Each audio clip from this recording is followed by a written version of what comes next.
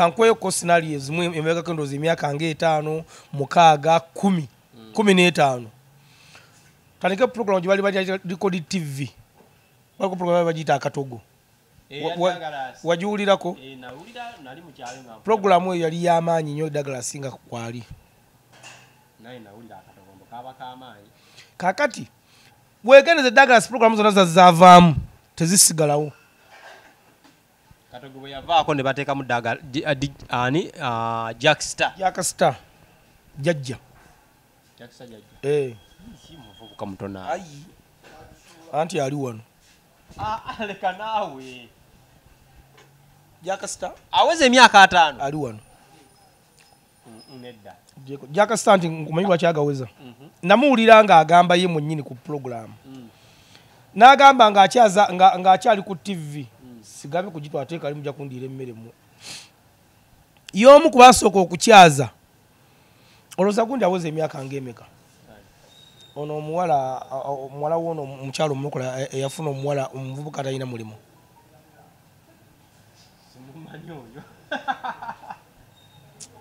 Gloria baby Gloria alayika awezezza ali myaka nga 24 omuntu okukula ku TV kikwetagisa okuba nga olina emyaka ng'emeka olowooza andi kati TV ebisinga ebimu talent waliwo abagigenzeeko nga bakyalina abato ba under age myaka 12 nga Bashira we batandikira Bashira Gashumba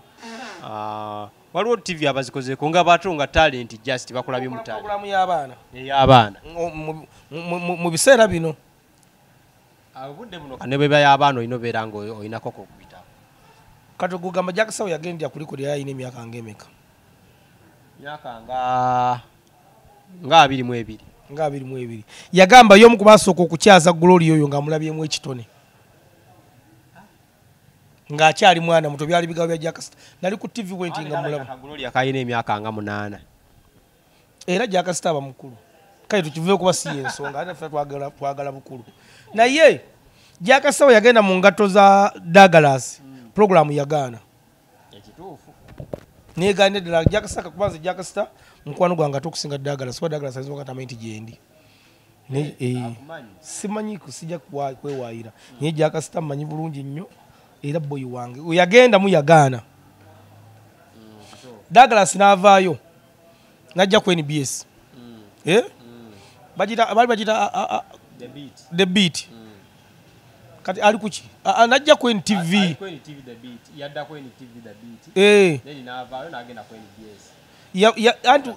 yajja ku after 5 naye we yagivaamu yakola etya waliyo basajja bange etambulira ddala bulungi sima muli gundi Dagnais ekola etya tesitukanga ate Dagnais oyo omulaba musajja nnyo kubalwa yatula mu ngatto engatto enzito era osobola okuma okuleti nti alwanye kati dokita kwefu mugerageranya ne anti nzija Straka yali akola ku WBS program bajira late show yalinga ya kiro we yagivaako WBS yaddangulu yagwa bikuku tiyagwa rugala bagigala bikukujju yali akola ku WBS nga program jayinako y'amaanyi nnyo kakati Katongolo omutongole yali akola full dose kubukedde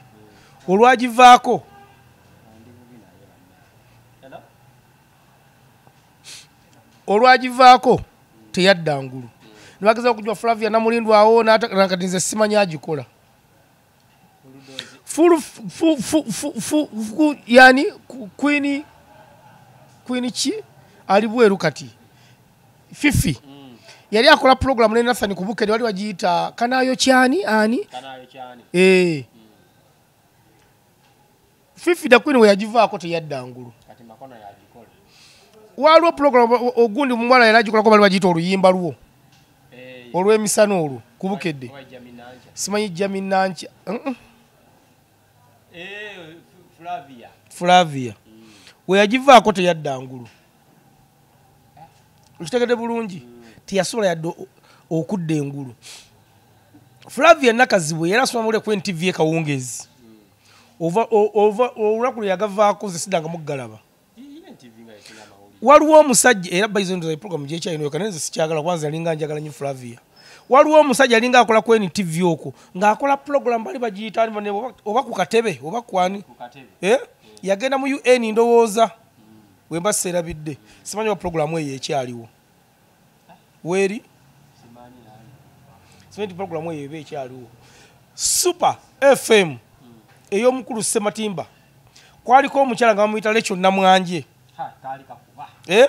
kati ali ku BBS ekiro Sabula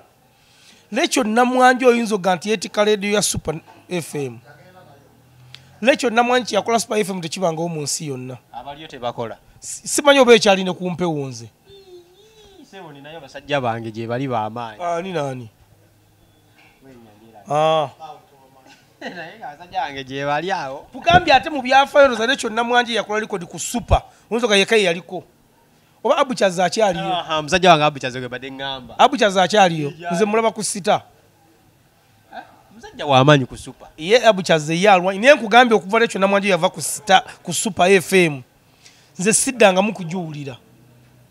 ne programu yayo omukulu tojuwulira kikati era mpuli eyo programu aba ayogera kikati kyekyo kyabayogera Super music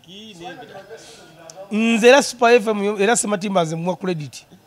engeri gyafuna niye ewozaako abakozi abiri tovola eri sebo company nene kituufu naye Sematimba oyetaaga okuwa respect okubanga akyasobola okuyimizawo leedi eyo ng'abantu kubanza linga mpuliza nnyo Super naye Namwanje okuva yagivaako nze saddamu kugiwuliriza kakati nkulaga abantu abalina amaanyi mu purogulaamu zaabwe nga baba bagenze bagenda nazo waliwo anti bano tebagenda bagenda bakyusaamu just anti kwefu ne bamujja ku ssaawa 7 namuvuga ku ssaawa 8 era eba egudde anti byeggaabye ebituufu tuvala nagaye muntu alikuwa nti njagala abantu anti yagitandika tetumumanyi n'agibeeza okitegeeza n'endala asobola ogimaintaininga era neba y'amaanyi okay Daddy Titi yali akola ku beat nga agenda ku Daddy Titi waliwo program yali ku radio simali bagiyitanga full doza simanyi mukulika eyo yakolako Amoti Super Charger Mozi Nsubuga wakolanko ne Sam Gombe ba magulu asatu program eyo giraba simanyi giyita simanyi oba ekyaliko eye Kawungezi eyo mukuli oluva Katongole kubukedde nga tugenda ate kweri eyo program ogiraba yali ya tabbu twavanga Katongole zijjukira nkuli nga akyakola endobeso gye yalitandika oba yali bagibatanga ndobeso Katongole yali abikola ku bukedde emisana kati nga bwe tuva ku program ya Katongole tutega Lecho Namwanje bwe tuva ku Lecho Namwanje tetudda kusimba kati mu kyalo waliwo program eyakapalaga baby era ku radio Simba eyo gye bamugoba nga akyali mu program nga akyo namugamba wafuna akatabo nti ye kwate namasuba eyakapalaga baby eyo simanyi wana yewe ekyaliko eyo ku Saturday gyakola ku Saturday ne bagisaamu kakalamu n'emwokya ate yatagala butagazi yetagana kuba kakalamu yatagalira mweri ng'olabira ddala agudde mu ngalamu nga yagigezaagezaawo gwe munyini ogambe nga yebaga nti n'agana afa bagasalira essubi yagezaagezaako omusajja wattu ne bigaana kati nkuwayo ekintu ekirala olaba Seeguya oyo okubukedde mu lugambo n'agezaava nti oyinza okola puroguramu eyo weetagala waliwo abantu nga bakyala abukedde nga balaba Seeguya nga content gwayira oba lwalinnya yenga erinnya Ibula oyo omulaba eyafuna akatabo naye yali ku pampa Ibula yali ku program ku sita ey'olugambo eyo nga y'amaanyi anti Ibula Ibula kubana Ibula naye alabika mukono ayita wano nankaaga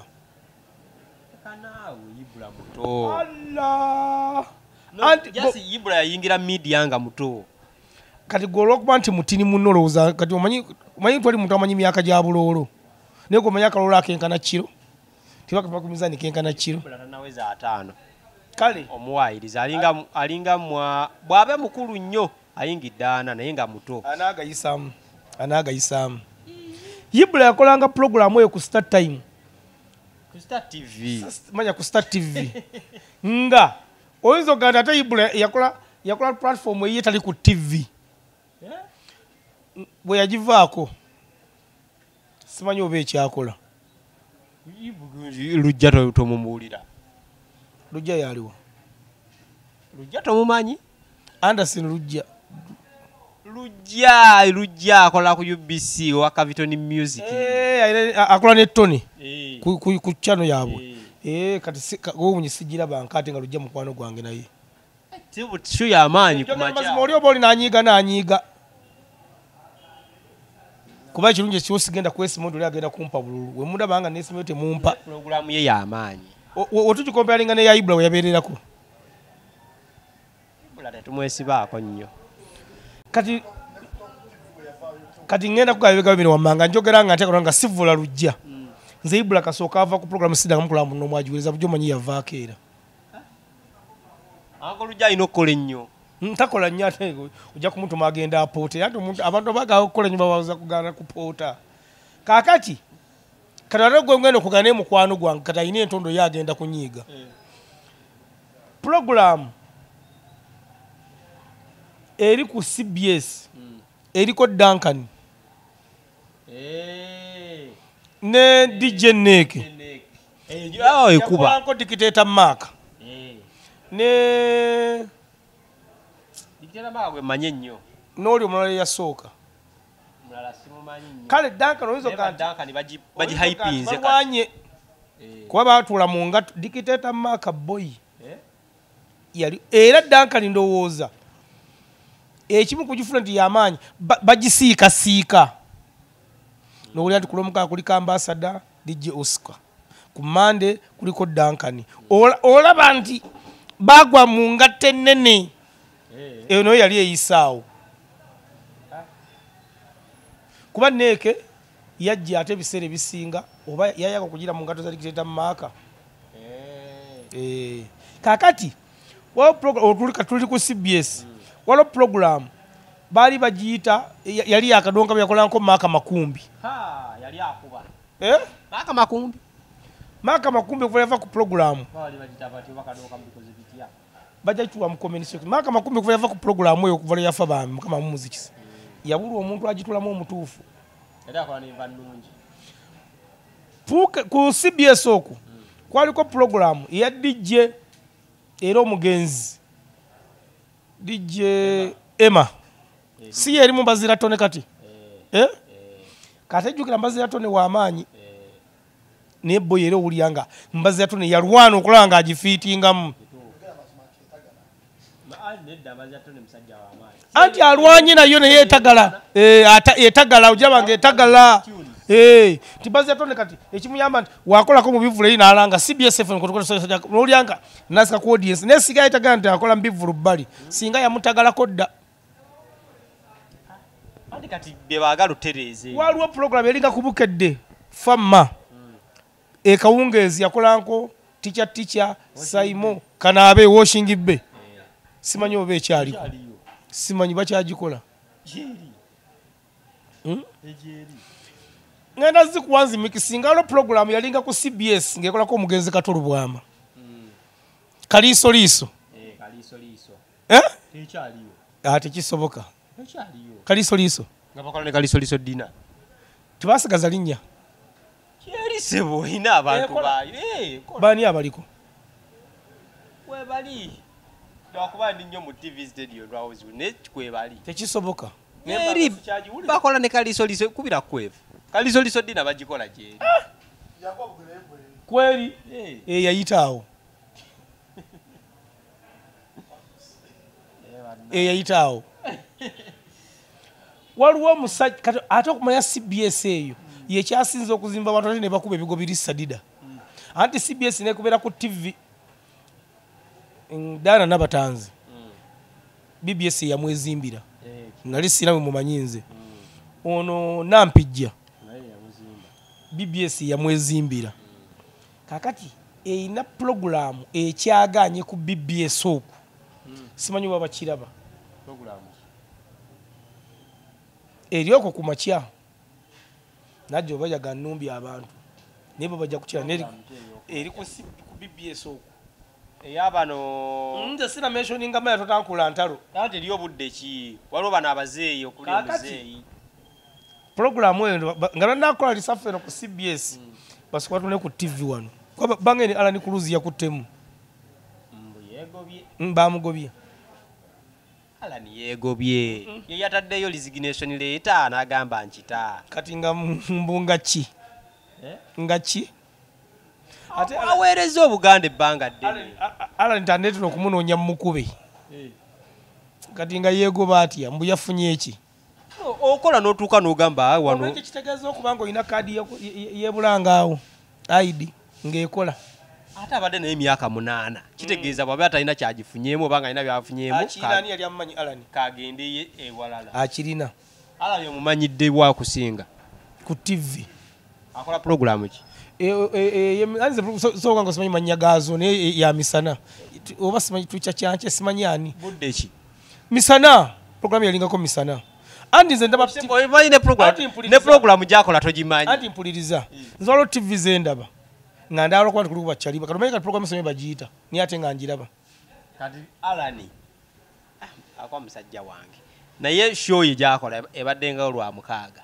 emisana olunaku lumu emisana mu wiki emisana kawungezi naye ekyaddala tukize tugaane ng'ogyeko kubeera nti nno Alani ate CBS naye wasinga mumanyira nyero obadde omulaba nnyo ku YouTube ng'akyali ne gundi ng'ali ne siyo batandika ababiri ne divorce myaka mingi nga sinayingira ndongo giwera omukaaga kakati walo sozi kadumuka sayasoma ku CBS mawulire nayingira ebyobufuzi amulegesero ne gabanga gatagala mukko ne gaddako Balunaba yakyali asabula anti Balunaba tubeera tumulindidde essaawa 3 akuba ye kati eyo yogiraba kati ne baginyweza amawulire gaabwe baganyweza Abu Kawenja aji ola program ejakola ey'okumakya eyo togitagaliranga mpozera ng'otwala jjemba yo neya Radio Simba eriwe Simba eya Radio Simba muzuukuke eya Radio Simba eri Mbanda House zonna z'amaanyi okusinziira ku audience zaazo nti CBS agika Abu Kawenja okusinziira ku audience ye ne radio kwali w'amaanyi kane Radio Simba okusinziira ku audience yaayo we bali b'amaanyi kuba audience zaawukana obudde buno mu ba radio presenters